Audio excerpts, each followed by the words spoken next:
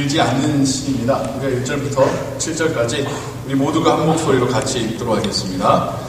내가 여호와께 피하였거늘 너희가 내 영혼도로 새같이 네 산으로 도망하라 함은 어찌민고. 악인이 활을 당기고 살을 시위에 먹이며 마음이 바른 자를 어두운 데서 쏘려 하는도다. 터가 무너지면 의인이 무엇을 할꼬. 여호와께서 그 성전에 계시니 여호와의 보좌는 하늘에 있으며 그 눈이 인생을 통촉하시고 그 안목이 저희를 감찰하시도다. 여호와는 의인을 감찰하시고 악인과 강포함을 좋아하는 자를 마음에 미워하시도다. 악인에게 그물을 내려 치시리니 불과 용왕과 태우는 바람이 저희 잔에 소득이 되리로다. 여호와는 의로우사 의로운 일을 좋아하시나니 정직한 자는 그 얼굴을 배우리로다. 아멘. 시편 150편의 시들 중에는 부제가 붙은 시들이 상당수가 있습니다. 그 제목을 통하여서 그 시에 대해서 많은 부분들을 이제 추측하고 알 수가 있게 되는데요. 오늘 우리가 함께 읽은 시편 11편에는 제목이 다윗이 지은 시다. 거기에 좀 더 붙여서 영장, 우리 식으로 하자면 이제 성가대, 또 성가대 지휘자가 이것을 지휘하며 부르게 만든 노래이다. 혹은 그게 쓰여진 노래이다. 찬양이다. 라는 제목이 붙어 있습니다. 이후에 이스라엘 민족이 하나님께 제사 드릴 때에 그들의 예배 가운데 이것이 지금 우리가 부르는 찬양처럼 불려졌었다는 것을 우리가 알 수 있는 것이죠. 시를 지은 이가 다윗이라고 되어 있습니다. 정확히 어떤 사건을 두고 지어진 시인지 그 배경에 대해서 분명히 알 수는 없습니다만은 그래도 시의 내용을 유추하건대 다윗이 왕이 된 이후에 지은 시이지 않을까라는 생각을 하게 됩니다. 다윗의 시 중에는요, 시편 150편 중에 다윗의 시가 참 많은데 그 다윗의 시들 중에는 자신의 주변에 있는 악한 자들로 인하여서 신앙이 없는 그들로 인하여서 탄식하는 내용의 시들이 참 많습니다. 참 많습니다. 왕이 된 다윗, 정치적인 상황 속에서 선하지 못한 사람들 속에 있을 수밖에 없었겠죠. 그들은 욕심을 가지고 자기 자신의 그 욕심을 가지고 다윗을 대하였을 것입니다. 때로는 적국이 간첩 노릇하는 신하도 있었을 것이고요. 혹은 때로는 조금 멀리 떨어져 있긴 하지만 다윗의 왕권이 무너지길 바라는 그런 사람도 있었을 것입니다. 다윗과 전쟁하고 있는 적군의 장수도 다윗을 조롱하며 협박하고 있었을 것입니다. 다윗의 주변에는 신앙적이지 않은 너무나 세속적인 사람들이 많았을 것입니다. 이런 상황 속에서 다윗이 어떤 것 때문에 자기가 힘든지에 대해서는 굳이 말하고 있지는 않지만 그 자신의 주변에 혹은 자신에게 하는 그 사람들의 반응에 대하여서는 시 속에 우리 힌트를 주고 있습니다. 무슨 말이냐고 한다면 다윗이 자기의 모든 것을 난 하나님께 맡기겠다. 하나님께 의지하겠다. 하나님 날 보호하실 것을 믿고 내가 하나님께 전적으로 맡기겠다. 엎드리겠다. 라고 하는데 그 주변 사람들일지 혹은 전국의 장수일지는 모르나 다윗에게 조롱하며 하는 말이 야, 너 빨리 도망가. 라고 말하고 있더라는 것이죠. 하나님을 믿지 않은 세속적인 정치인이던 다윗을 위협하는 적국의 장수이라도 하나님을 믿지 않기에 하나님을 의지하지 않기에 하나님을 의지하겠다는 다윗도 우스워 보일 뿐만 아니라 지금 다윗에게 빨리 도망가라고 조롱 섞인 권고를 하고 있습니다. 그들의 말을 우리가 시편의 그 첫 대문이라고 할 수 있는 1편과 연결해서 한번 볼까요?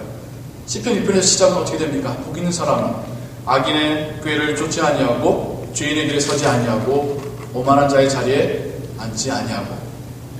지금 다윗에게 말하는 이들은 결국 그들이 말하는 것은 악인의 꾀를 쫓으며 죄인의 길에 서며 오만한 자의 자리에 앉으라고 지금 다윗에게 이야기하고 있는 것이죠.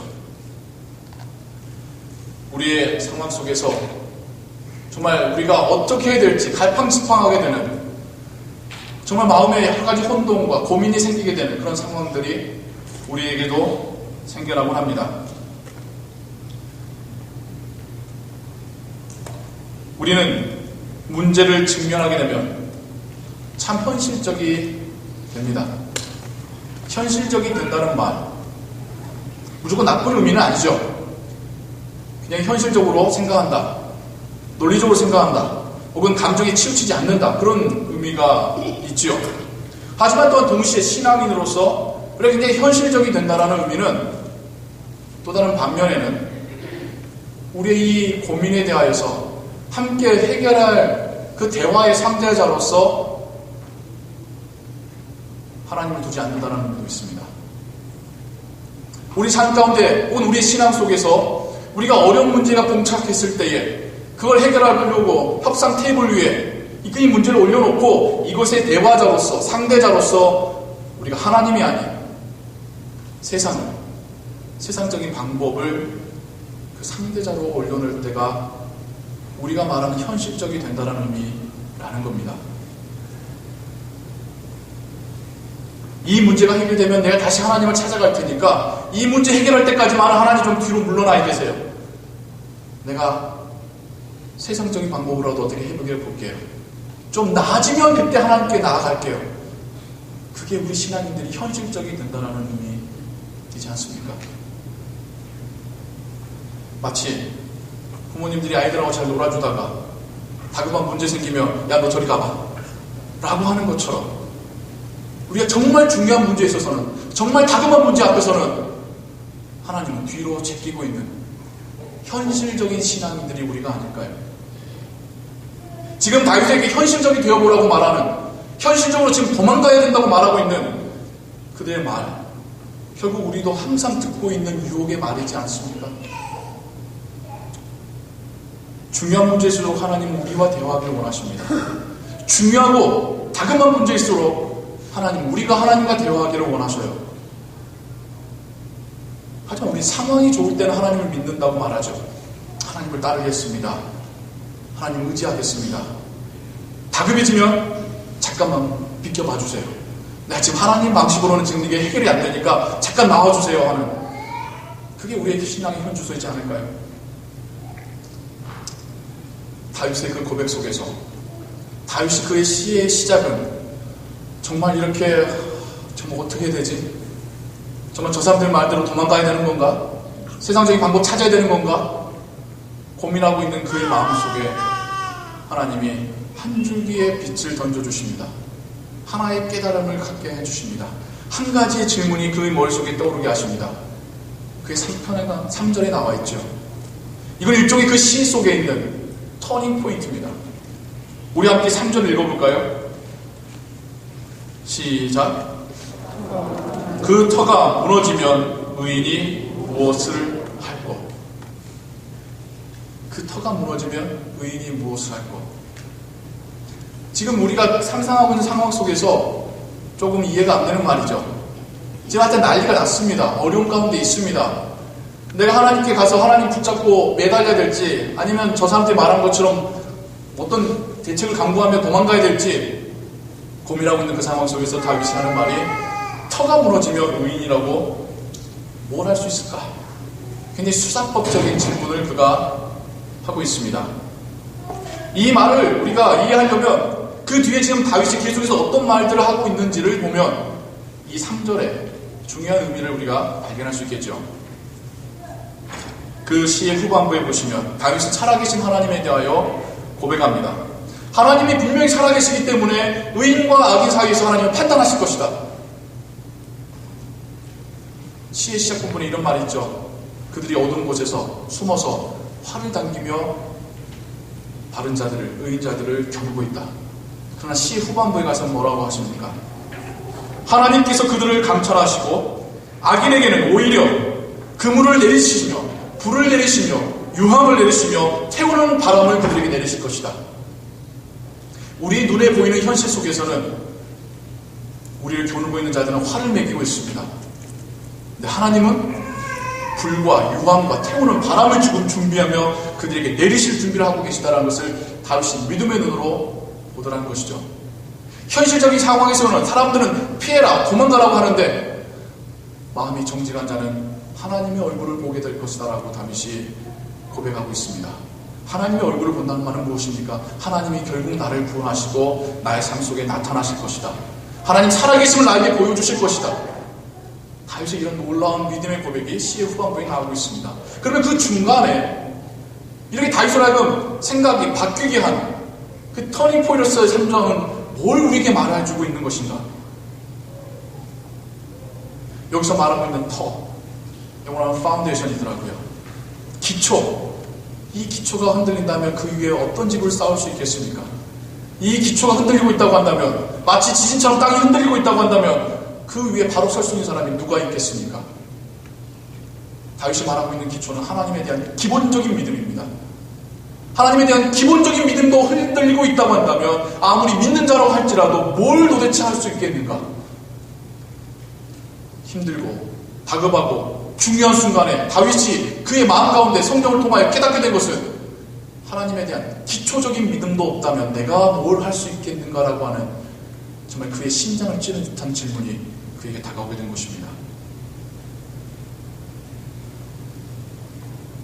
가장 중요한 것은 기초죠. 본질이죠. 예수님의 사역과 예수님의 가르침도 결국에는 거기에 많이 포커스되어 있습니다. 당시의 바리새인들이 굉장히 현실적으로 혹은 세속적으로 하나님의 율법을 적용하고 그걸 가르치고 그것으로 규율을 삼고 마치 높낮이를 지위의 높고 낮음을 경건함의 높고 낮음으로 이렇게 대입하듯이 하던 그 시절에 예수님께서 오셔서는 뭐라 말씀하십니까? 율법의 가장 중요한 의미는 그게 아니다라고 말씀하시는 거 아닙니까? 믿음의 가장 중요한 본질은 그게 아니라고 말씀하시는 거 아니지 않습니까? 바리새인들은 안식일을 거룩하게 지키기 위하여서 생명을 구해내는 것도 노동이다. 일하지 말라라고 금지할 때 예수님은 안식의 원래의 의미는 사람을 생명을 구해내는 것이라고 본질을 회복시켜 주시지 않습니까? 바리새인들은 죄를 지은 자에게 돌을 던지라고 가르치는 그 시절에 예수님께서는 죄 없는 자와 그렇지라 즉 다도 죄가 있으니 용서하라고 말씀하시는 믿음의 본질에 대하여 사랑의 본질에 대해서 말씀하시지 않습니까? 예수님께서 사단에게 3번의 시험을 받으시죠. 그 사역을 시작하시며 사단에게 받으신 이 3가지의 시험은 굉장히 의미하는 바가 많습니다.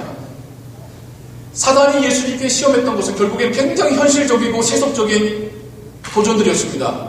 먹고 사는 문제에 대하여서 사람들한테 인정받는 문제에 대해서 이 세상의 권세와 영광에 대하여서 굉장히 현실적이고 세상적인 질문을 사단은 예수님께 던지죠. 그러나 예수님은 무엇으로 대답하십니까? 하나님의 말씀, 믿음의 근간, 우리 신앙의 본질을 가지고 사단에게 대답하시며 이기시죠. 예수님과 제자들 사이에서도 이런 일이 있습니다. 예수님께서 제자들에게 내가 이제 곧 고난받고 죽게 될 것이다. 그 죽음에 대하여 예고하시죠. 제자들이 웅성웅성합니다. 도대체 이해가 안 되고 왜 그래 되는지 그러지 않았으면 좋겠고 그래서 그 중에 한 명 용감한 베드로가 예수님께 나와서 하는 말이 있죠. 라비여 당신에게 그 일이 일어나지 않게 하겠습니다. 예수님의 반응이 뭡니까? 야 고맙다. 아니죠. 썩 물러가라. 사단아 물러가라. 결국 베드로는 예수님에게 도망치라는 말을 하고 있었던 것이죠. 하지만 예수님이 택한 길은 어떤 길입니까? 하나님께로 나아가는 길. 그 골고다 십자가 언덕으로 나아가는 길을 예수님은 택하셨습니다. 거기에는 무엇이 있다고요? 가장 중요한 신앙의 본질이 있습니다. 내가 왜 하나님을 믿는가? 내가 하나님을 믿고 있는데 그 하나님은 어떤 하나님이신가? 그 하나님이 나에게 어떤 약속을 하셨는가? 이 기본적인 믿음이 있을 때에 그 다급하고 위급하고 중요한 순간에 우리는 하나님께로 나아가는 길을 택할 수 있게 되더라는 것입니다. 우리도 우리 자신에게 물어보게 되기를 원합니다. 내 안에 가장 기초적인 믿음이 없다면 내가 도대체 무엇을 할 수 있는가? 하나님께서 살아계시다라는 믿음, 그 하나님께서 나를 사랑하시고 택하셨다는 믿음, 그 하나님이 나를 지키시고 인도하신다는 이 기초적인 믿음이 없다면 우리 도대체 뭘 할 수 있겠습니까? 우리는 문제를 만났을 때에, 우리는 어려움 가운데 속해 들어갔을 때에 굉장히 논리적이 되어야 하는 순간입니다. 감정적이 되어서는 안 되죠. 논리적이 됩니다. 동시에 가장 신앙적이 되어야 되는 순간입니다. 우리의 논리도 신앙에서 출발하는 논리여야 됩니다.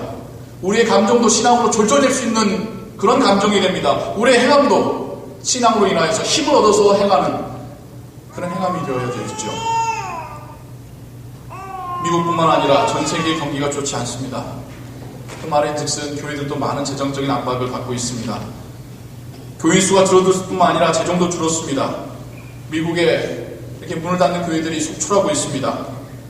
교회를 떠나는 사람은 많지만 교회를 오는 사람들은 점점 감소하고 있습니다. 올드 패션 페이스 가지고 있는 그 세대가 이제는 수명이 다하여서 하나님께로 가고, 젊은 세대들은 하나님을 믿지 않고 있는 지금의 세대입니다. 한인 이민교회라고 다를 바 있나요? 예전에는 이민 오시면 다 교회 오셨어요. 교회에 오셔야지 도움도 받고, 교회에 오셔야지 한인들하고 한국말로 대화도 하고, 교회에 오셔야지 한국 음식도 먹어보고. 근데 이제는요, 이민 와도, 유학을 와도, 여행을 와도 교회 안 나오세요. 필요 없으니까요. 감당이 되니까요. 한인교회도 많이 힘들어하고 있습니다. 그래서 아직 살아남은 교회들은 강구책을 이제 이렇게 고민하고 있는 상황들이죠. 어떻게 하면 수입을 줄일까? 수입을 늘릴까? 어떻게 하면 지출을 줄일까? 물론 이런 고민들은 가치가 있습니다. 불필요하게 하나님의 자산을 낭비해서는 안 되겠죠. 그러나 이런 문제들 앞에서 우리의 교회가 더 중요하게 먼저 고민해야 될 바가 있습니다. 교회가 교회로서 역할을 하고 있는가? 우리의 가장 기초적이고 가장 본질적인 고민입니다. 주님께서도 무엇을 입을까, 무엇을 먹을까 염려하지 말라고 하셨습니다. 교회가 몰개지를 내는 것보다 더 중요한 것은 한 영혼이 살려지는 겁니다.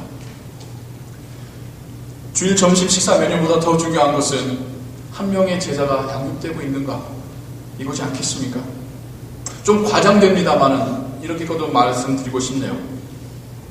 아무리 교회가 재정적으로 풍부해져서 우리 빚이죠, 몰기지 다 갚고, 그냥 좋은 선교센터 꼭 짓고 그렇게 가정해볼까요? 근데 우리 교회를 통하여서 새롭게 주님을 영접하는 사람이 생겨나지 않는다면, 다른 교회에서 신앙생활 잘 하다가 직장 옮겨와서 보는 그런 분들 말고요, 믿지 않는 영혼들이 주님을 영접하게 되는, 하나님 나라로 보자면 한 생명이 탄생하고 한 생명이 구원받는 그 일이 우리의 교회를 통하여서 일어나지 않는다면 우리 눈으로 보이는 외부적인 팽창과 성공은 아무런 의미가 없는 거죠. 하나님을 보실 때는 그러지 않겠습니까? 아무리 사람이 많이 몰려서 자리가 꽉 차서 예배 드린다 할지라도 우리 안에 기쁨과 사랑이 없어서 예배만 끝나면 얼굴 굳어져가지고 그냥 각자 집으로 다 흩어져 버린다면 그 예배가 하나님께서 받으시는 예배일까요? 아무리 재정이 넉넉해서 수십 명의 선교사님과 여러 곳의 선교지를 마음껏 후원해주고 있다 할지라도 정작 그 선교지에 대하여서, 정작 복음에 대해서는 열정과 사랑이 없는 채 돈만 보내주고 있다고 한다면 그 의미가 있는 것일까요? 물론 실질적으로는 교회가 교회되어지지 않으면 그런 일도 일어나지도 않습니다.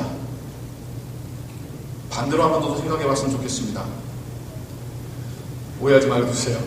우리 교회 교인들이 하여간 경기 불황을 다 파산하셔가지고 우리 교회가 몰기지도 못 내가지고 이 건물에서 쫓겨나서 어디서 예배드려야 됩니까? 공원 가서 천막 치고 예배드려야겠죠. 이런 상황이 왔다고 가정해 보겠습니다. 하지만 여전히 우리 안에 하나님에 대한 뜨거운 믿음과 살아있는 생명력이 있다고 한다면 그것은 큰 문제가 되지 않습니다. 여전히 우리가 모여 예배할 때 성령의 충만함과 우리의 삶을 향한 복음의 열정이 차고치고 있다면, 여전히 우리의 모임 안으로 들어와 함께 크리스찬이 되기를 원하는 사람들이 계속 있다면 눈에 보이는 그 상황들은 큰 문제가 아닙니다. 이것도 마찬가지죠.